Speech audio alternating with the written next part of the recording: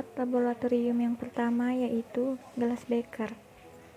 Gelas beker adalah alat yang berupa wadah atau tempat untuk menampung, mencampur, mengaduk, dan juga bisa untuk memanaskan zat cair yang biasa digunakan untuk keperluan laboratorium. Fungsi gelas beker: untuk menampung, menyimpan, dan membuat larutan baru. 2. Untuk memanaskan bahan dengan hot plate. 3. Digunakan sebagai tempat mencampur, memanaskan cairan, mereaksikan bahan, dan membawa sampel cair atau padat. 4. Gelas beker bisa digunakan untuk mencampur, menampung cairan titrasi, dan filtrat hasil penyaring. 2. Yaitu gelas ukur. Gelas ukur ini termasuk ke dalam alat ukur, sehingga tidak boleh dipanaskan karena dapat mengakibatkan ketelitian dari alat menurun dalam penggunaannya. Fungsi gelas ukur adalah sebagai alat untuk mengukur volume larutan atau cairan yang tidak membutuhkan ketelitian tinggi, misalnya mengukur larutan atau reagen untuk analisa kualitatif, membuat larutan standar sekunder pada proses titrasi. Yaitu labu ukur. Labu ukur memiliki bentuk bagian bawah yang seperti labu dan bagian leher yang memanjang, dilengkapi dengan tutup labu ukur pada bagian atas. Fungsi labu ukur: 1. Pengenceran larutan. 2. Pembuatan larutan. 4. Pipet ukur. Pipet ukur terbuat dari kaca dengan bentuk silinder memanjang dengan ujung bawah runcing dan ujung atas terbuka. Pipet ukur memiliki fungsi yaitu untuk mengambil bahan cair dengan volume tertentu yang dapat kita sesuaikan dengan kebutuhan kita. 5. Pipet volume atau biasa disebut dengan pipet gondok merupakan salah satu alat ukur yang biasa dilakukan pada laboratorium kimia dengan tingkat ketelitian tinggi, ditandai dengan bentuknya yang ramping pada penunjuk volume dan hanya ada satu ukuran volume. Fungsi dari pipet volume atau gondok adalah digunakan untuk memindahkan cairan dari satu wadah ke wadah yang lain, biasanya untuk memindahkan larutan baku primer atau sampel pada proses titrasi.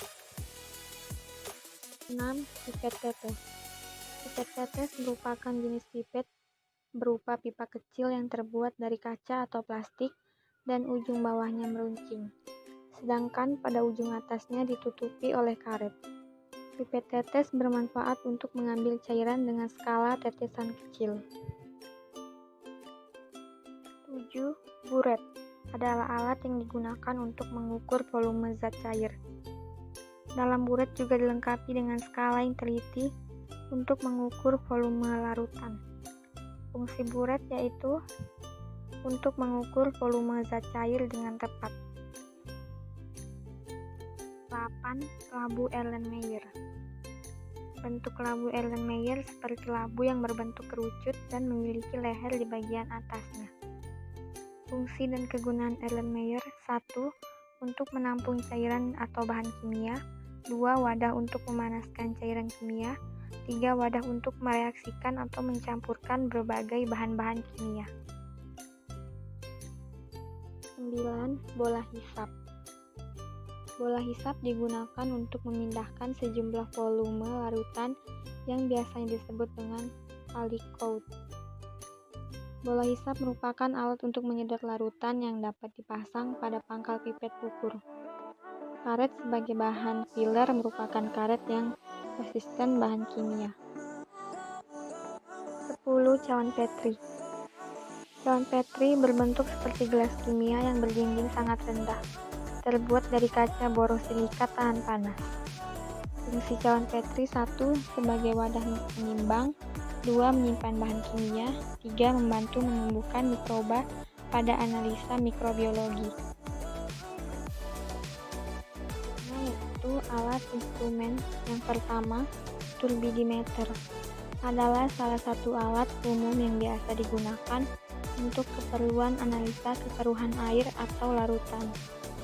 Alat turbidimeter merupakan alat pengujian kekeruhan dengan sifat optik akibat dispersi sinar dan dapat dinyatakan sebagai perbandingan cahaya yang dipantulkan terhadap cahaya yang datang. 2. Deometer.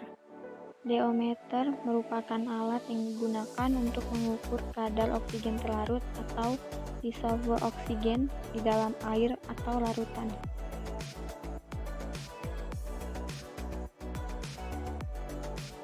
3. Spektrofotometer UV-Vis merupakan alat atau instrumen yang dilengkapi dengan sumber cahaya atau gelombang elektromagnetik, baik cahaya UV ataupun cahaya tampak. Masing-masing cahaya pada spektrofotometer berguna untuk menangkap objek dengan panjang gelombang yang berbeda. 4. Spektrofotometer serapan atom atau SSA adalah suatu alat yang digunakan pada metode analisis untuk penentuan unsur-unsur logam dan metaloid yang berdasar pada penyerapan absorpsi radiasi oleh atom bebas. Fungsi alat spektrofotometer serapan atom untuk menentukan kadar konsentrasi dari unsur metalik untuk kepentingan medis dalam pemeliharaan kesehatan seperti kalsium, magnesium,